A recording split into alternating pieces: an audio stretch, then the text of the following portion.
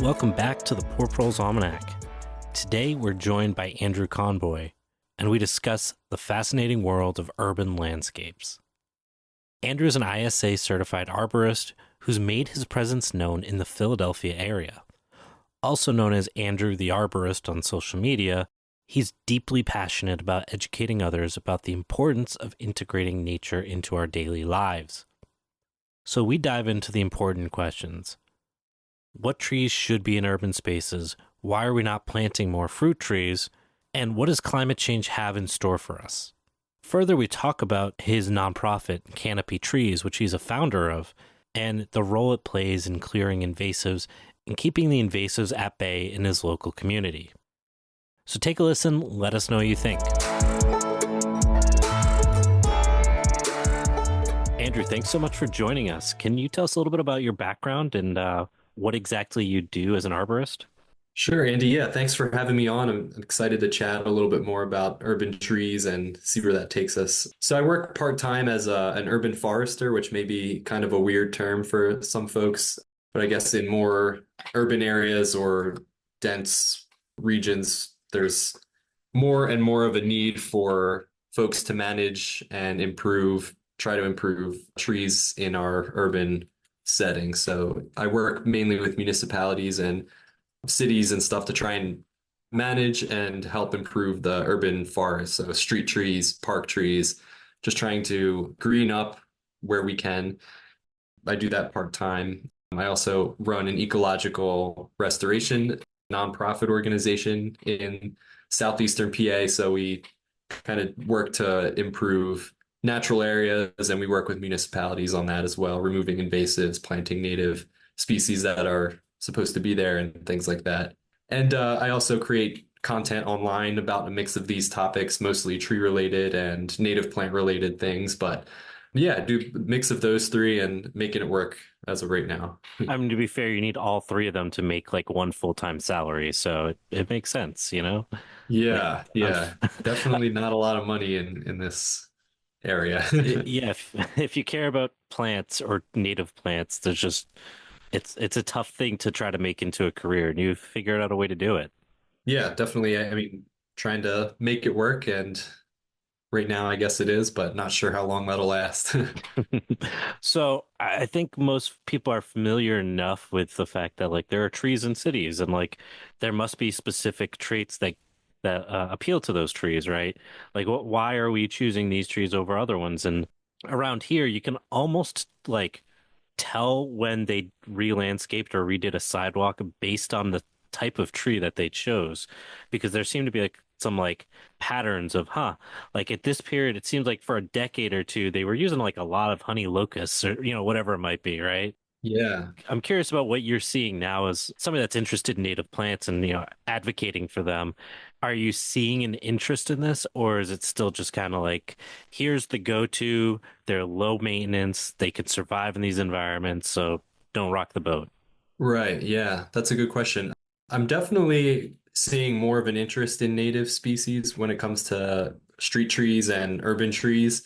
Obviously, when you're planting in an urban environment, these trees have to be tough. They have to be able to withstand soil compaction and salt pollution in the winter and vehicle exhaust and other VOCs and other air pollutants. And there's increased heat in the city, the urban heat island. So there's a lot of stressors that act on these trees. So not every native tree, I guess, can be used as a street tree. But I think, yeah, there definitely are trends that you'll see. And I do notice more and more of a demand. And I think a lot of nursery folks around here are noticing that demand too, is for native trees. But I think ultimately it depends on the situation. I mean, I still see non-native species being planted, a lot of cherries and non-native maples, ginkgos, sawtooth oak, like those types of trees, because they work well in Philadelphia. And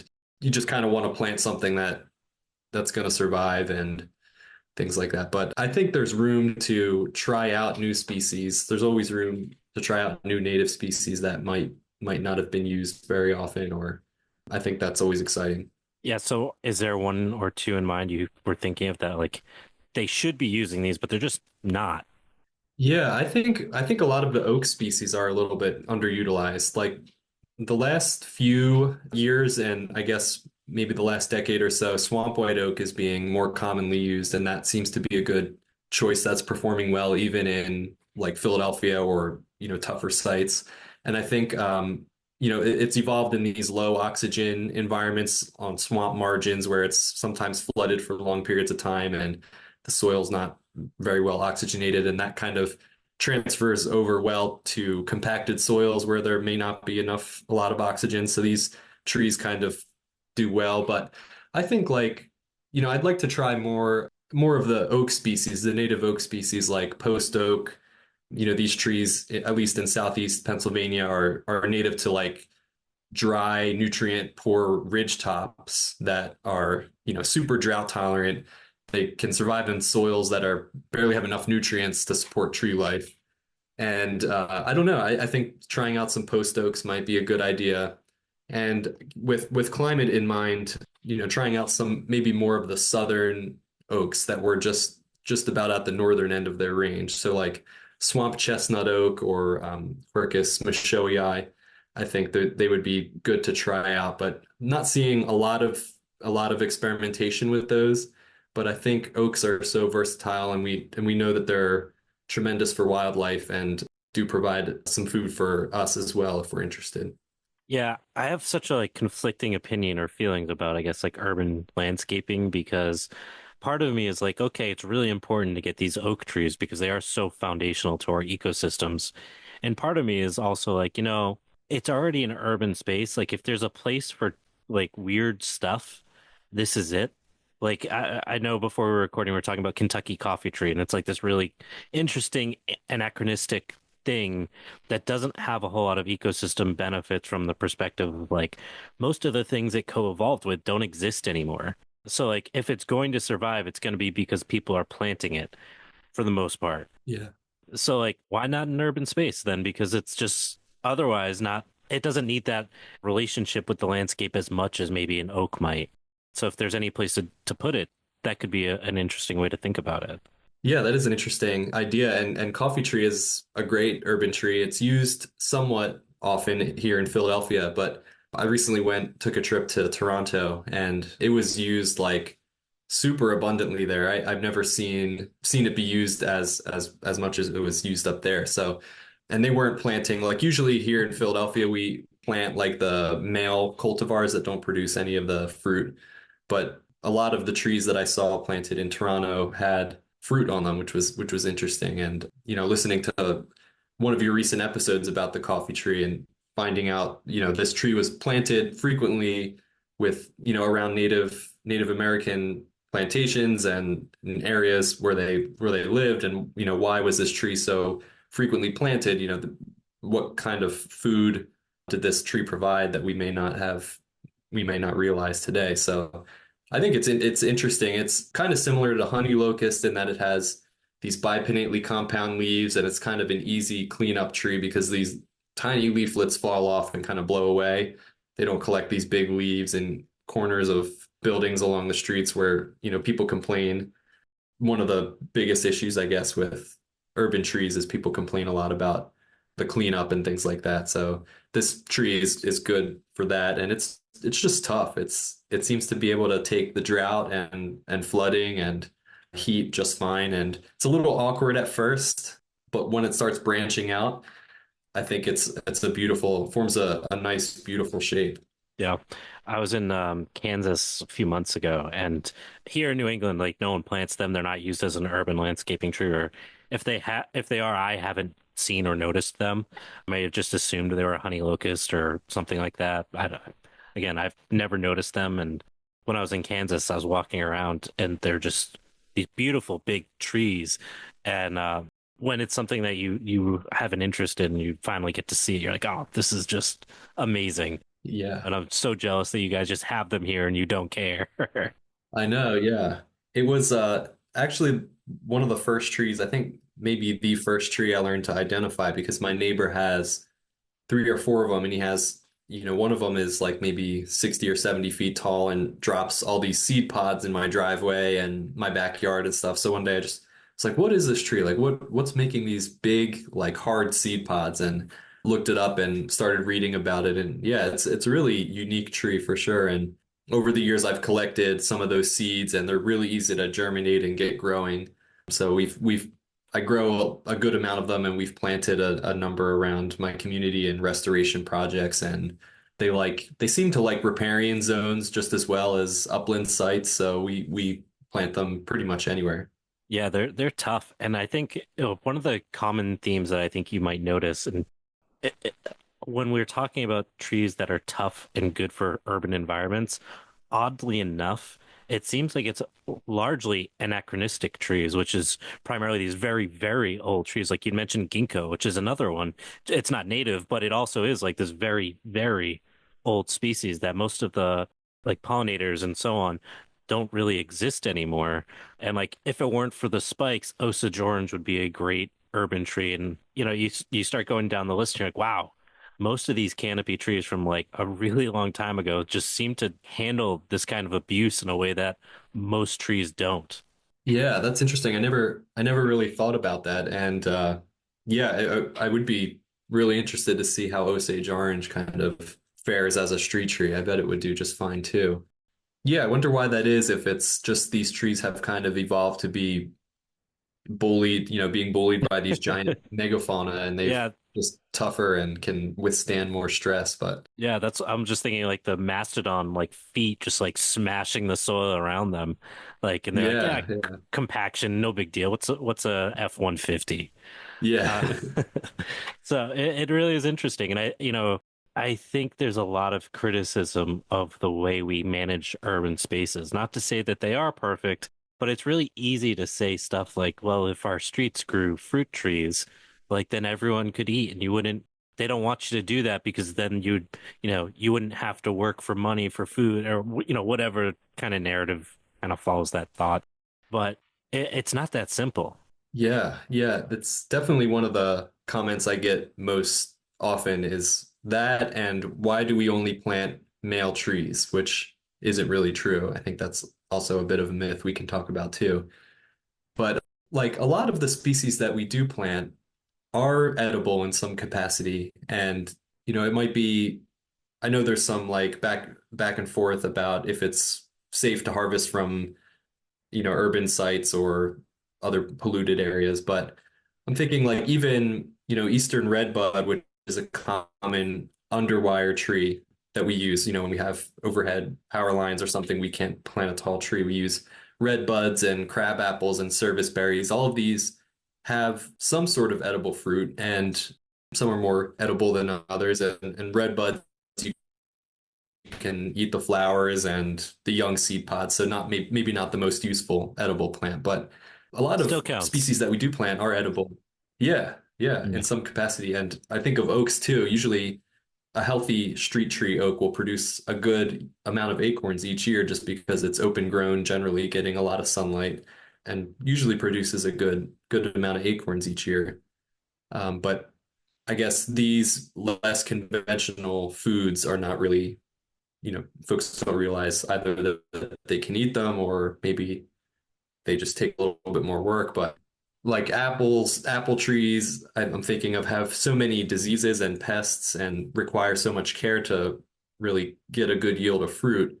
And it would be tough in an urban setting, I think. Yeah. And I mean, even if you could get them to grow, there's the real consequence of having a fruit tree that might produce 2,000 pounds of fruit and it's sitting up 30, 40 feet up in a tree hanging over a main road. There's no easy solution that I can think of, at least, for trying to address that. Yeah, yeah. I know you deal with the fruit rotting and things like that, but yeah, I don't know. I know there are a number of urban farms and orchards around Philly. There's a group called the Philly Orchard Project that does a lot of good stuff. I know crab apples kind of do relatively well in street pits, and I don't know how apple trees would do if you pick some of the more disease tolerant cultivars. But yeah, even like you said, even if they do produce a lot of fruit, it's getting that fruit safely and distributing it and sharing it. And yeah. Yeah, it is really interesting. Like a friend of mine has an elderberry growing, or I'm sorry, not an elderberry, a mulberry growing right between their house and their neighbors, and it hangs over their driveway and drops tons of fruit on their car and makes a mess. And I know they're into like native plants and eating and foraging.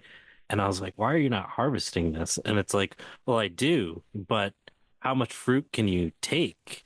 And like, I want people on the street to take it, but how do they know what it is or that it's safe?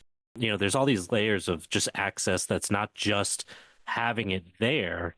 It's about understanding what it is, contextualizing it, understanding your access to it, understanding how to eat it, process it, whatever it might be to fully utilize it. It goes far beyond just like sticking the tree in the ground. Yeah, that's a good point. There's a lot of knowledge that needs to be shared and learned, I think, before something like this could be plausible. So part of this whole fruit thing then is this idea of like male and female trees, which again, like you'd mentioned like the Kentucky coffee tree having the pods. You'll notice like here and around Boston, you'll see most of the honey locusts are male. There are some female, but not many. So there does seem to be some truth to that, but could you talk a little bit more about that? Yeah, definitely. I think the majority of tree species that we plant, at least in the Philadelphia area and the suburbs, are monoecious. So they have male and female flowers on the same tree. There are a few tree species that we do plant that are dioecious or truly dioecious, where it's only male or only female flowers on an individual tree. And I think it is true for those species that when we're planting them, we tend to plant the male because there's less of a cleanup issue or less litter on the floor and things like that. But I think it's such a small it's a relatively small minority of species that are planted that are dioecious. I think like most of the species that we plant like or that are planted in this area are have both male and female flowers, but you often hear folks say that it's because of male trees that they have really bad allergies in the spring, but that's not really true. And it's such a small percentage of trees that are male. There's also tons of female flowers out there and things like that. But yeah, I'm thinking like, most of the species like cherries, most maple species are monoecious. Oaks have male and female flowers, and oaks are really because they're wind pollinated, so they're producing out a ton of pollen. And even though they have female flowers to catch some of that pollen, there's just so much flying around in the air, and irritates allergies and things like that. Yeah, is the oak pollen even big enough to get picked up by humans? Do you know? Or small enough, rather? In what way to irritate So yeah, for like allergies? yeah, I believe so. I went to a conference recently and there was a presentation about that, and oak pollen was by far the most abundant allergen. really. That's so deeply upsetting. Like I feel like that's such a slap in the face to our ancestors that the tree you relied on for most of your existence is also trying to make us miserable. Yeah, and succeeds for a good week or two at least. Ugh, yeah, that hurts my heart. So let's talk a bit about your nonprofit, the Colonial Canopy Trees. What's that about? What are you doing with it? Yeah, so I started it in 2020 in the summer. It's just after volunteering with other local environmental groups and wanting to kind of bring ecological restoration to where I grew up and in my hometown, I started this group and just recognized the need for some work, some management of our remaining natural areas in the parks and green spaces where I grew up. Because unfortunately, I started attending environmental advisory board meetings and shade tree meetings, and there wasn't really any tree planting going on or invasive species management or really any management of any kind. So I kind of was learning about the importance of native plants at that time, and it seemed like a great idea to start this and kind of get it going in my hometown. So I just started hosting small volunteer events to tackle like Asiatic bittersweet climbing up a section of woodland or cutting down young Norway maples in a woodland or something like that. And we worked at first, we had to get permission from the township, and we've built up a good relationship with them over time. And now we've grown a little bit, and we're a 501c3 nonprofit. We're about to rebrand and change our name. We mainly do work in the Colonial School District area, which is where the Colonial comes from, but we're getting rid of that that word, so it's a little bit less controversial. But yeah, it's just meant to kind of get folks outside, engaged with their community, improving their community, and learning about invasive species and native plants and their benefits. Awesome. So that's something I think a lot of people listening want to do. So could you talk a little bit about like what that initial process was like? I mean, I'm guessing from your perspective as somebody that's already an arborist, it was a much easier sell to be like, "Hey, listen, I want to do this work in town. Trust me, I know what I'm doing. I get paid for this." Versus somebody that may be just like really passionate about this stuff. So if you could maybe walk through that process a little bit, that'd be great. Sure. Yeah. I think starting small is a good idea. Like picking just a small area of a park to focus on and saying, we want to plant 5 trees, 5 native trees along the path at this park or along the stream to improve water quality and reduce erosion. And just make a small proposal to the Parks and Rec director or the Environmental Advisory Board or whatever group in your community would be responsible for that. And most of the time, I find that they are willing to work with you because oftentimes they're kind of understaffed or underfunded, and they're most of the time kind of excited that someone is would be taking charge and doing this kind of work. And then once you kind of start small with these smaller projects and you show that you got some volunteers and I used Facebook the first few events to try and, local community Facebook pages to say like, hey, we're planting a few trees. If you want to join us, this is the date and time. And at one of the first few volunteer events, I met a woman named Karen who had recently retired, and she was kind of doing, interested in the same things and was also growing some native trees at home. And so we teamed up, and it kind of snowballed from there. And I think, yeah, just starting small, working with groups that maybe already are doing this, or working with the environmental advisory boards or similar groups in your community. And yeah, I think eventually you can keep building it up and getting larger and larger projects if you're interested. That's awesome. It really isn't that difficult. I mean, in my own experience, I'll call town hall where I live and just say, "Hey, so I want to do these things." And they'll usually just be like, "Can you just send us an email so we have it in writing?" Or fill out this like form that's it's not really for this, but like it's close enough. Even like something as simple as wood removal. Like in my town, you can just pay $10 and fill out a form and take basically as much downed wood as you like, which in some cases is like, okay, you can clear paths for hiking trails that already exist that are not being maintained. You can heat your home with basically free firewood Mhm. indefinitely if you live in a rural enough area. There's a lot of things available. You just have to be willing to like make that phone call.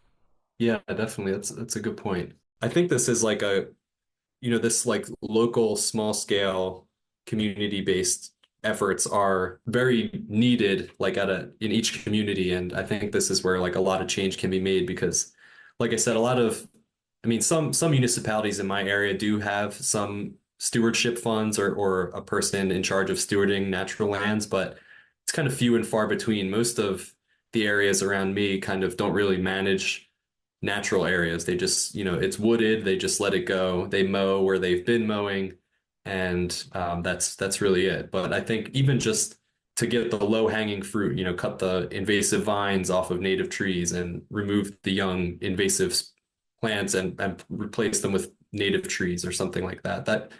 That stuff is pretty simple and straightforward, and it goes a long way, I think, in improving ecosystem health. Yeah, I would agree. A little bit is better than nothing. And I think while we're talking about this idea of improving our ecology around us and the landscape around us, and maybe you have some thoughts on this, I do think it also is really grounding in community where you start to find these people that you would have never otherwise met Like, I don't know what you do in your free time, but I'm guessing it's probably not the same thing as that 60-year-old woman. Like, you weren't going to run into her at the bowling alley or, whatever it might have been. Yeah. And it is important to have relationships with people that you don't have a lot in common with. Yeah, it's definitely a great way to build community and feel like you're part of a community and, a sense of purpose and fulfillment. And especially if you have grown up playing in these parks or have visited these parks, it's cool to give back to that land a little bit.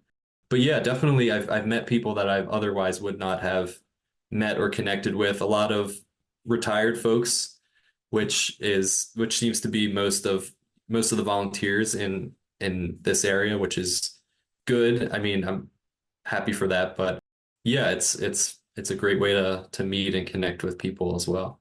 Yeah, I think it's good for elders to see that young people care about these things. And I'm going to use the word young kind of loosely because I think comparatively we're younger, and I'm going to take it. So to cross that multi-generational bridge that I do think, you can go onto social media and you won't see content from anybody that is more than a decade from your age. Well, I think younger people up to about 40 is probably the cutoff. But if you're over like 40, I don't think you're ever going to engage with younger people and vice versa, unless you're like famous.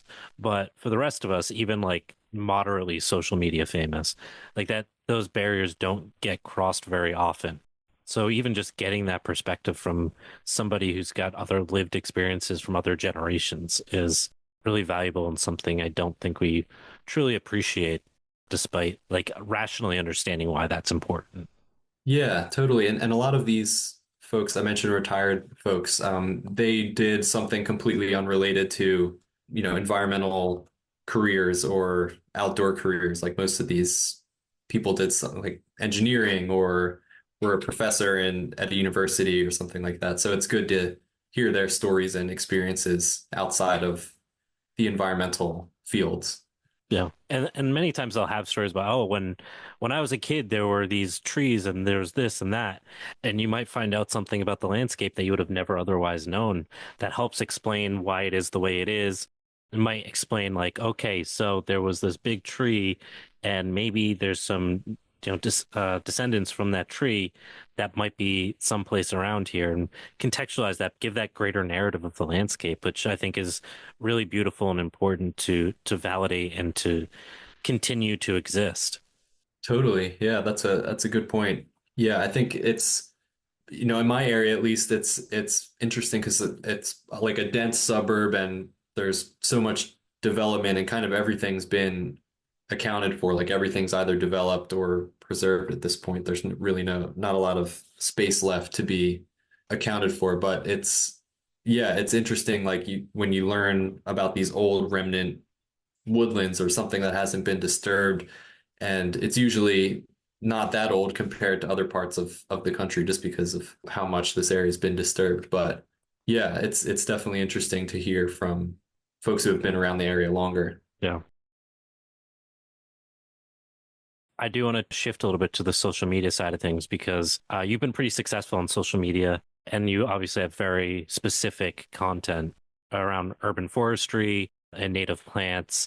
And did you find that that helped drive the work that you're doing with the nonprofit, or was it kind of, this is something I do, maybe one or two people show up because they saw it, but it doesn't really have any meaningful impact? Yeah, I think it's just kind of as I was learning this stuff within the last 5 or 6 years, I just was kind of passionate and wanted to share those same facts with other people. I've always had a hobby of video making. I used to make like video game videos and put them on YouTube when I was in middle school and high school.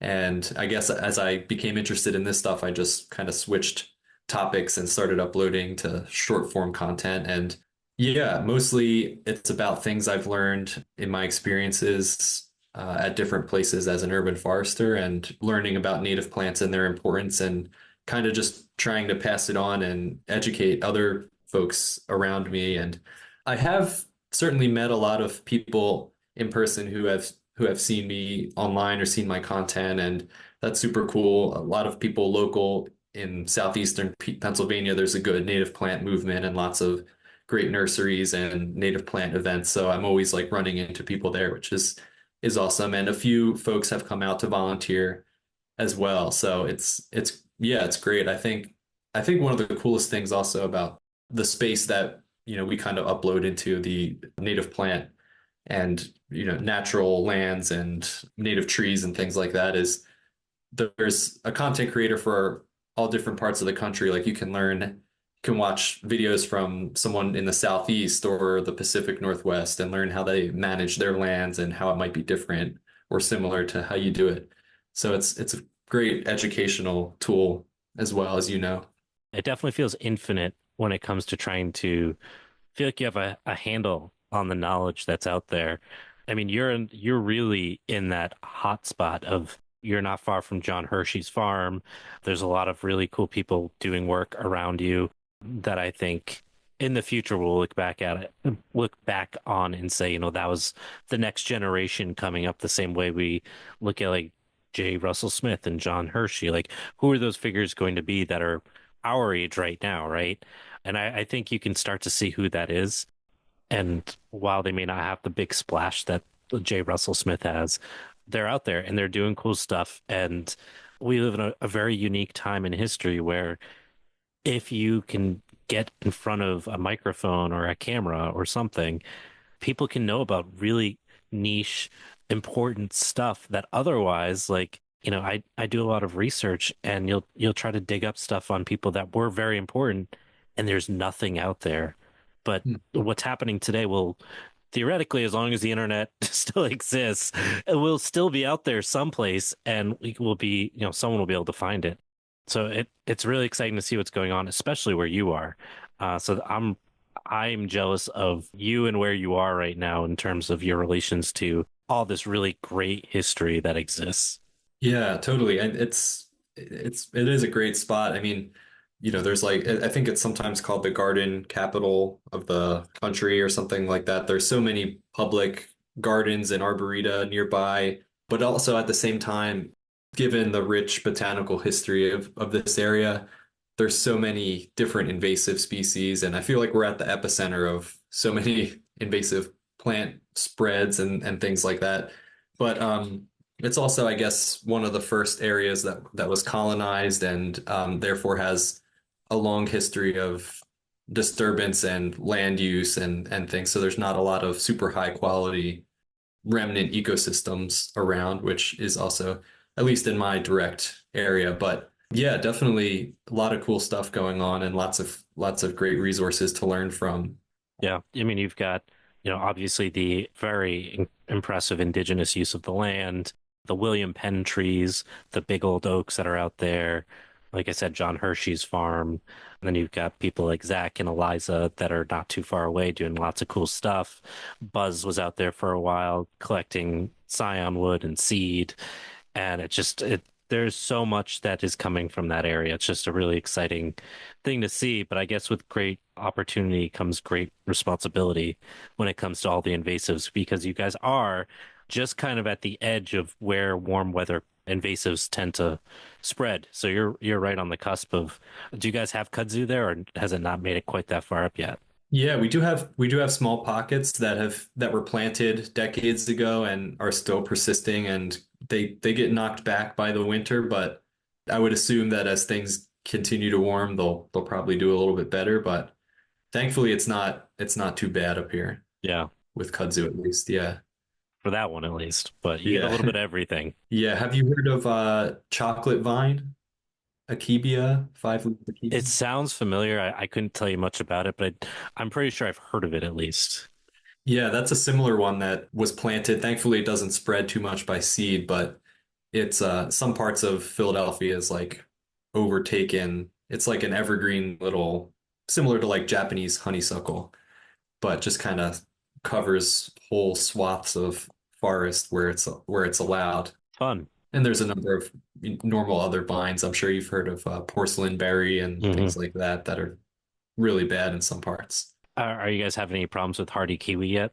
Thankfully, not too bad, but there are definitely spots where it's escaped and where I've seen it grow wild. So I hope it doesn't continue to head that way.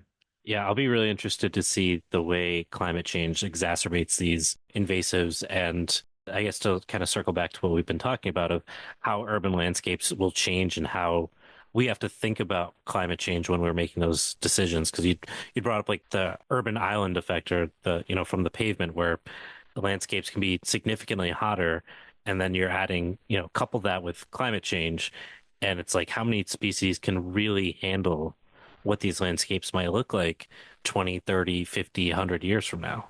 Yeah, I recently heard a really interesting talk that was talking about some of these climate models and what Philadelphia's climate could look like in 60 years based on, a number of the climate models. And it was kind of shocking to me because I'm looking it up here again, and it was Philadelphia, like the analog city or the city whose current climate most closely matches what Philadelphia could be like in 60 years.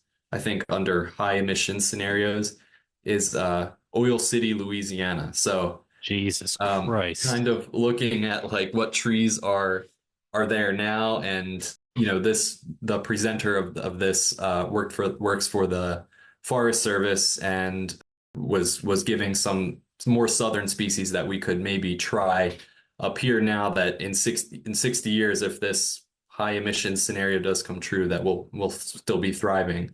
So more southern oaks and bald cypress and sugarberry, hackberry instead of the normal, I guess, Celtis occidentalis and a couple other species that were interesting. So it is being talked about up here. There are a number of species that are being trialed at local arboreta and gardens from the south, and they seem to be, for the most part, doing pretty well, for better or for worse.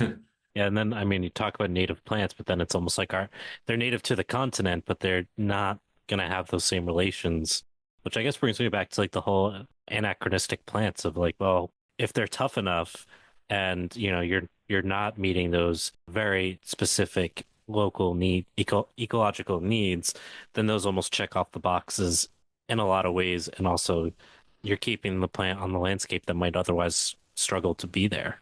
That's a good point. Yeah, I know recently I used to work at Morris Arboretum in Philadelphia, and I think in the early 2010s they went down to the northernmost population of live oak, Quercus virginiana, and they collected a bunch of acorns and grew them in the nursery. And when I was there in 2022, they dug those out of the nursery and planted a few in the arboretum and planted a few as street trees in Philly. And they all survived the transplant. They all survived all the cold winters since then and have grown quite well. So it's That's cool, but also really disconcerting. totally. They're one of my favorite trees, the live oaks. They're beautiful. Yeah, I haven't got to see many of them, but I've been down south a few times and it's so cool. Yeah, I'd hate to I would love to see them, but also like what it symbolizes being this far north is also just heartbreaking. Yeah. I think just the rate at which it's happening, I think is shocking to me. I mean, we're gonna have a lot of these species can move quickly on their own, but for the most part, I think we're gonna have to play a big role in assisting some migration. Absolutely. And I think urban spaces could be a part of that because again, you're already managing the landscape. They're artificially warm areas. So by the time those trees can adapt and drop seed, theoretically, that plasticity may have provided some new genetics that are a Hmm. little bit more adaptive to the suburban, rural regions around those cities. Yeah, that's a good point. So, for folks that do want to check out some of your content that aren't familiar with your work, where can I send them? So I'm on all platforms as Andrew underscore the underscore arborist. I think if you just search Andrew the Arborist, it might come up. That's pretty much, I'm on Instagram, Facebook, TikTok, and YouTube, and kind of upload the same content to there. I'm planning to start trying a few long form videos, which I did in the past, but have gotten away from a little bit with the short form stuff. But I think long form is great, or even better sometimes than this short form stuff. But yeah, that's where they can check me out. Awesome. Yeah. It's got a East Coast crime pays, but botany doesn't. Yeah. Yeah. Yeah, Andrew, this has been really interesting. I appreciate your time. I hope a bunch of people go help volunteer with you and we can get some more native plants in the landscape. Thanks, Andy. Yeah, it was great chatting with you too. And yeah, I appreciate you having me on.